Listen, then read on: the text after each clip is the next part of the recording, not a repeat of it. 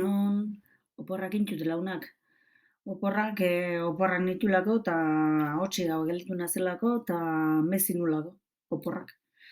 Bueno, bueltan gala bintzat. Apirilako 25, astelena, paludismoaren munduko eguna.